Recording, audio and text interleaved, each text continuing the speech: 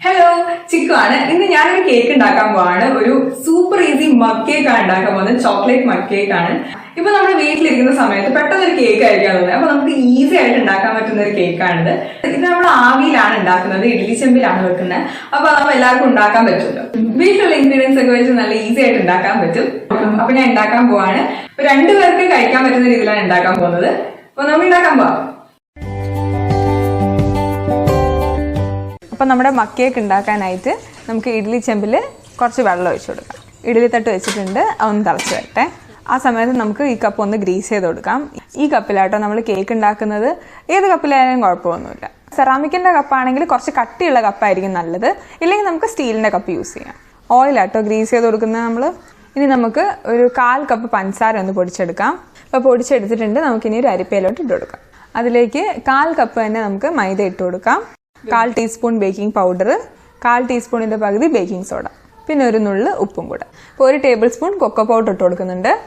ഇതെല്ലാം കൂടെ നമുക്ക് അരിച്ചെടുക്കാം. ഇതിപ്പോൾ അരിച്ചെടുത്തിട്ടുണ്ട്. ഇനി നമുക്കിതിലേക്ക് ഒരു 1/4 കപ്പ് പാൽ ഒഴിച്ചു കൊടുക്കാം. എന്നിട്ട് നമുക്ക് എല്ലാം കൂടെ നന്നായിട്ട് മിക്സ് ചെയ്യാം. അതിലേക്ക് നമുക്ക് 1 ടേബിൾ സ്പൂൺ ഓയിലും കൂടെ ഒഴിച്ചു കൊടുക്കാം. ഒരു 1/4 ടീസ്പൂൺ വാനില എസൻസും കൂടെ ഒഴിച്ചിട്ടുണ്ട്. നമുക്കെല്ലാം കൂടെ നന്നായിട്ടൊന്ന് മിക്സ് ചെയ്ത് കൊടുക്കാം. ഇത്രയേ ഉള്ളൂ, നമ്മുടെ മഗ് കേക്കിൻ്റെ ബാറ്റർ റെഡിയായി. ഇതിപ്പോൾ മിക്സ് ആയിട്ടുണ്ട്. നമുക്കിനി എടുത്തു വെച്ചിരിക്കുന്ന കപ്പിലോട്ട് ഒഴിച്ചു കൊടുക്കാം. ഇതിപ്പോൾ കൊച്ചു കുട്ടികൾക്ക് പോലും ഉണ്ടാക്കാവുന്നതേ ഉള്ളൂ കേട്ടോ. ഒന്ന് ടാപ്പ് ചെയ്ത് കൊടുക്കുന്നുണ്ട്. ഇതിപ്പോൾ നമ്മുടെ ഇഡ്ഡലി ചെമ്പിൻ്റെ വെള്ളം തിളച്ചിട്ടുണ്ട്. ഇനി അതിലേക്ക് ഓരോ കപ്പൊന്ന് ഇറക്കി വെച്ച് കൊടുക്കുന്നുണ്ട്. ഒരു തുണി ഇട്ട് നമുക്കൊന്ന് മൂടി വെച്ച് കൊടുക്കാം. എന്നിട്ട് ഇഡ്ഡലി ചെമ്പിൻ്റെ അടപ്പും വെച്ച് കൊടുക്കാം. ഇതിപ്പോൾ തുണി വെച്ച് കൊടുക്കുന്നത് ആവി വെള്ളം കേക്കിലോട്ട് വീഴാണ്ടിരിക്കാൻ വേണ്ടിയിട്ടാണ്. തുണിയാകുമ്പം ആവി അബ്സോർബ് ചെയ്യുമല്ലോ. തുണി വെക്കുമ്പോൾ കത്തി പിടിക്കാണ്ട് ശ്രദ്ധിക്കണം കേട്ടോ. ഇതിപ്പോൾ തൂങ്ങി നിൽക്കുന്ന ഭാഗം മാത്രം നമുക്ക് മുകളിലോട്ട് എടുത്ത് വെച്ച് കൊടുക്കാം.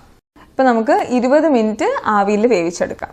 മൈക്രോവേവിലാണെങ്കിൽ നമുക്കൊരു 2 മിനിറ്റ് വെച്ച് കൊടുത്താൽ മതി. ഇതിപ്പോൾ 20 മിനിറ്റ് ആയിട്ടുണ്ട്. നമുക്കൊന്ന് തുറന്ന് നോക്കാം. ഓക്കെ, നമ്മുടെ കേക്ക് റെഡി ആയിട്ടുണ്ട്. നല്ല ഭംഗിയിൽ പൊങ്ങി വന്നിട്ടുണ്ട് കേട്ടോ.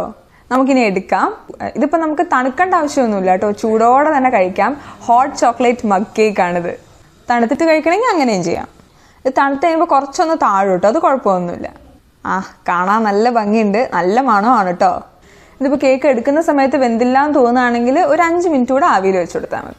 ഇപ്പൊ നമ്മള് കേക്ക് ഉണ്ടാക്കി ഇപ്പം കുറച്ചൊന്നും തണുത്തിട്ടുണ്ട്, കഴിക്കാനുള്ള പാകത്തിനായിട്ടുണ്ട്. ഇപ്പൊ നമുക്ക് ടേസ്റ്റ് ചെയ്ത് നോക്കാം.